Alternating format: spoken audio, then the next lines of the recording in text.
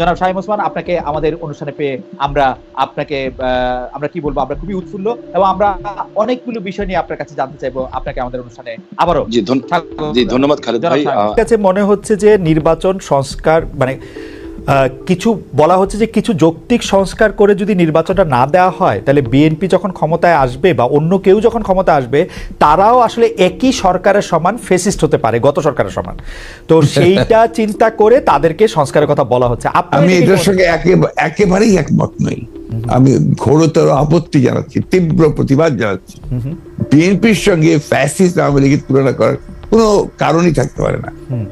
কারণ BNP is a party, যে দলটা বহুদলীয় গণতন্ত্র নিয়ে এসেছে। আওয়ামী লীগ একদলীয় শাসন ব্যবস্থা বাকশালে ছিল, আমরা বহুদলীয় গণতন্ত্র নিয়ে এসেছি। আমরা সংসদীয় গণতন্ত্র নিয়ে এসেছি, ম্যাডাম জিয়া নিয়ে এসেছেন। আমরা তত্ত্বাবধায়ক সরকার বিধান পাশ করেছি পার্লামেন্টে, এবং আমাদের কাছে ফ্যাসিস্ট আবার এখন পর্যন্ত তো প্রশ্নই উঠতে পারে না। আমাদের যে পার্টির স্ট্রাকচার, আমরা যে কাজ করেছি, সেগুলো সমস্ত গণতন্ত্রের পক্ষে গেছে। এবং 14 বছর লড়াই করেছি তো ফ্যাসিস্ট হওয়ার জন্য নয়, গণতন্ত্রকে প্রতিষ্ঠা করবার জন্য। সুতরাং এই কথাগুলো যখন বলা হয়, তখন এই কথাগুলো আমার কাছে মনে হয় যেটা আপনার শুধুমাত্র হয় কথার কথা বলার জন্য বলা হয়, অথবা বিএনপিকে আপনার ছোট করে খাটো করে দেখানোর চেষ্টা করা হয়। কিন্তু এইখানে তো পাশাপাশি আরো দুটো সত্য আছে। একটা সত্য হচ্ছে যে বিএনপিও তো আসলে ক্ষমতায় ভারসাম্যের কথা বলছে, এবং সেই ক্ষমতায় ভারসাম্যের কথা বলতে গিয়ে এই প্রধানমন্ত্রী, উপপ্রধানমন্ত্রী, রাষ্ট্রপতি, উপরাষ্ট্রপতি জাতীয় সংস্কারের কথা বলছে। এই বিষয়টি যেমন আছে, এবং বিএনপিও রাষ্ট্র ক্ষমতায় ছিল, তখনও বিএনপিতে আসলে ক্ষমতার ভারসাম্য আছে কিনা সেটা নিয়ে প্রশ্ন উঠেছে। আবার আপনি যদি আমাকে অনুমতি দেন, আমি বলবো যে বিএনপির একজন খুব গুরুত্বপূর্ণ শীর্ষস্থানীয় নেতা জনাব মওদুদ আহমেদ, আমি তাকে কোট করছি, তিনি লিখেছিলেন, আমরা ক্ষমতায় গেলে বিএনপি সাফল্য হবে আরও কম, কারণ দলটি শাসন কৌশলে কোনো উন্নতি হয়নি, দলটিতে নেই কোনো আত্মোপলব্ধি এবং আত্মসংশোধন শব্দ দুটির অস্তিত্ব।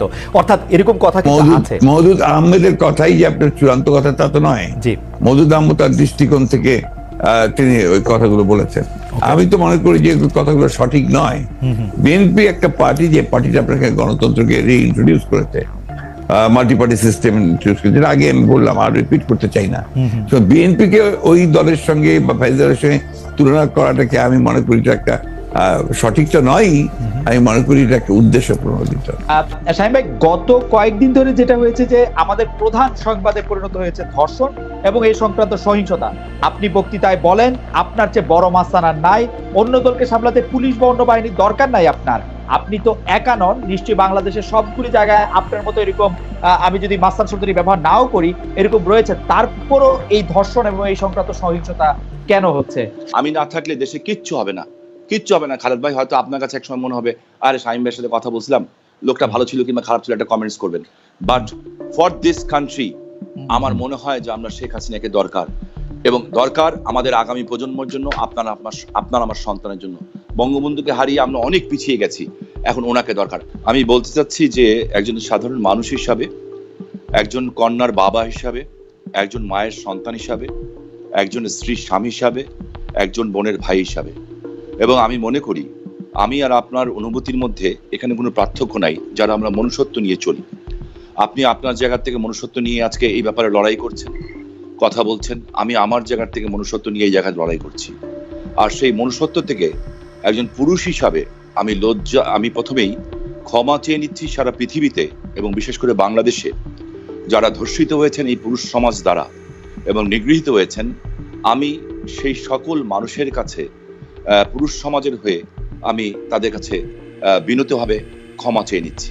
এই যে যাদের উপরে ঘটছে, তাদের যে আত্মচিৎকার, তাদের যে মানে মনের ভিতরে ক্ষোভ, তাদের যে সম্ভ্রমহানি, যে কতটুকু নির্দয়ভাবে তাদেরকে ধর্ষিত হতে হয়, যার কারণে অধিকাংশ ধর্ষিতাই কিন্তু শেষ পর্যন্ত নিজের জীবনটাকেই ছেড়ে দিতে হয়। এবং অনেকেই শুধু ধর্ষিত তো দূরের কথা, ইভটিজিং এর কারণেও কিন্তু পৃথিবীতে বহু মানুষকে, এবং বাংলাদেশেও আমরা দেখেছি অনেকে কিন্তু আত্মহত্যার পথও বেছে নিতে হয়।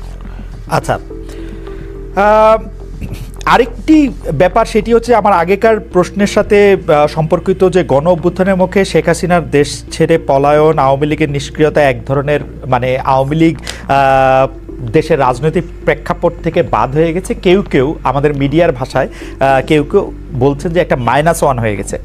অন্তর্বর্তী সরকারকে নিয়ে কোনো -2 সংখ্যা কি আছে? কেন এই প্রশ্নটি উঠছে সেটিও আমি বলি, যেটা কিছুটা আপনি আগেই প্রশ্ন করেছেন যে আওয়ামী লীগ আমলে কিন্তু আমরা দেখেছিলাম যে বেগম খালেদা জিয়ার চিকিৎসার জন্য বারবার বলা হচ্ছিল, কিন্তু 3.5 মাস পরেও বেগম জিয়া এখনও দেশে আছেন, তারেক রহমান সাহেব এখনও দেশে ফিরেন নাই। তো এইটার ক্ষেত্রে কি -2 কোনো আশঙ্কা আপনাদের মধ্যে রয়েছে কিনা অন্তর্বর্তী সরকারকে নিয়ে? এই -2 তো এসেছিল আপনার 111-এ, এখন আপনার এই -2 কোনো সমস্যা নেই। কারণ হচ্ছে যে আমরা আগেই বলেছি, আমি গতকাল একটা ইন্টারভিউতে বলেছি যে বিএনপিকে এখন আর কেউ মাইনাস করতে পারবে না, এগুলো এক। 2 নম্বর হচ্ছে আওয়ামী লীগ যদি নিজেরা মাইনাস হয়ে গিয়ে থাকে তো সেটা তো আওয়ামী লীগ হয়েছে, কারণ সে দেশেই নাই, তার নেত্রী পালিয়ে গেছে। সুতরাং আপনার এই জায়গাতে তো তারা নিজেরাই চলে গেছে। এখানে একটা জিনিস আমাদের সবসময় মনে রাখতে হবে যে রাজনৈতিক দলটি পলিটিক্যালি ব্যাংক্রাফট হয়ে যায়। আওয়ামী লীগ এখন আসলে পলিটিক্যালি ব্যাংক্রাফট একটা রাজনৈতিক দল। আমি আগে থেকে বলছিলাম কথাটা আর কি। তার কোনো রাজনীতি নেই, সে ক্ষমতাকে এমন ভাবে ব্যবহার করেছে তাদের ব্যক্তিগত স্বার্থে, শুধু দলীয় স্বার্থে না, প্রত্যেকের ব্যক্তিগত স্বার্থে। They have minted money like anything. দেশকে তারা একেবারে ফোকলা করে দিয়েছে এবং সেই দেশকে ফোকলা করে দিয়ে পালিয়ে গেছে, এবং এটা জনরোষে পালিয়েছে। নর্থদের যে কোনো মিলিটারি কু বা কিছু হয়েছে, পিপলস রেথ, জনরোষ, সেই রোষে তাকে পালিয়ে জীবন বাঁচাতে পালিয়ে যেতে বাধ্য হয়েছে। এই বিষয়গুলো আমাদের মাথায় রাখতে হবে। আমরা কোনো মতেই যেন চেষ্টা না করি যে এটাকে কোনো মতে খাটো করা। The fascist Awami League regime এতে বাধ্য হয়েছে দেশ থেকে পালিয়ে যেতে জনরোষে। ওকে, গত 15 বছরে আওয়ামী লীগের শাসনকে যে ফেসিবাদী বলা হচ্ছে এবং তার যে পালিয়ে যাওয়াটা, যেটি আসলে আপনি এখন বর্ণনাও করলেন, দুর্নীতি, তারপরে নানা ধরনের নানা কারণে, কিন্তু তার পেছনে আপনাদের আমলে যে 20 বছর আগে 21 আগস্টে গ্রেনেড হামলা, বিচারকদের বয়স বাড়িয়ে তত্ত্বাবধায়ক সরকারকে প্রশ্নবিদ্ধ করার মাধ্যমে শেখ হাসিনাকে কর্তৃত্ববাদী শাসনের দিকে নিয়ে যাওয়া, এ নিয়েও আসলে নানা ধরনের আলোচনা আছে। এই দুটি ঘটনা যদি হাইন্ডসাইট আপনি একটু দেখেন, যে মানে যেগুলি হচ্ছে ক্রাইমের ঘটনা, অর্থাৎ হচ্ছে 21 আগস্টের গ্রেনেড হামলা, 10 ট্রাক অস্ত্র, আবার অন্যদিকে তত্ত্বাবধায়ক সরকার ব্যবস্থাটাকে একটা এরকম জায়গায় নিয়ে যাওয়া, এই দুটিকে আপনি আপনার মূল্যায়ন আমরা একটু শুনতে চাই যে এই দুটি। আপনার 21 আগস্টের যে ঘটনা, এই ঘটনার সঙ্গে বিএনপিকে জড়িত করা এবং বিশেষ করে তারেক রহমান সাহেবকে জড়িত করা, এটা পুরোপুরি ভাবেই রাজনৈতিক উদ্দেশ্য প্রণোদিত। এটা কোনো মতেই বিএনপি এর সঙ্গে জড়িত তো নয়ই, বরঞ্চ আমি মনে করি যারা বিএনপিকে শত্রু হিসেবে চেনে তারা জড়িত, এবং এখানে বেনিফিশিয়ারি কারা হয়েছে সেই বিষয়টা আমাদেরকে অবশ্যই লক্ষ্য রাখতে হবে। 21 আগস্টের মামলায় who was the beneficiary? Beneficiary was Awami League. কারণ বিএনপি ক্ষমতায় থেকে সে এমন কোনো ঘটনা ঘটাবে কেন যে ঘটনাটা তার বিপক্ষে যাবে? এটা গেল 1 নম্বর। আর আপনি যে প্রসিডিংস গুলো দেখেন সমস্ত, আপনি তো একসময় বিচার বিভাগের মানুষ ছিলেন, দেখবেন যে তারেক সাহেবকে এখানে জড়িত করা হয়েছে 4টা আপনার আইও চেঞ্জ করার পরে। সর্বশেষ যে আইও নিয়ে আসা হয়েছে সে হচ্ছে আওয়ামী লীগ দলীয় ভুক্ত কাহার এখন যে আপনার নিজে থেকেই তাদের নির্দেশে সে এই চার্জশিটটা করেছে, যেটা কোনো সম্পর্ক নেই। অন্যদিকে যে আপনার মূল আসামি ছিল, ভদ্রলোকের নাম আমি বলে যাচ্ছি, মৌলানা মুফতি মোহাম্মদ, তিনি তাকে দিয়ে 164 দিন তাকে টর্চার করে তাকে দিয়ে একটা আপনার স্টেটমেন্ট করিয়ে নিয়েছিল। পরে দেখা গেছে যে উনি নিজেই সেটাকে আবার ভোগ করেছেন, বলেছেন যে এটা আমার কাছে আমাকে টর্চার করে নেওয়া হয়েছে। এবং দেখেন কিভাবে কি মারাত্মক ঘটনা, কোথায় চলে গিয়েছিল সবকিছু। এবং he was hang before the trial was complete. তো যে প্রধান আসামি তাকে আপনি আগেই অন্য একটা মামলাতে জুড়িয়ে দিলেন যাতে আসল সত্যটা বেরিয়ে নিয়ে আসে। তো এই কথাগুলো কিন্তু কেউ আপনার ইনভেস্টিগেটিভ জার্নালিজম করে না, যার ফলে এই বিষয়গুলো আসে।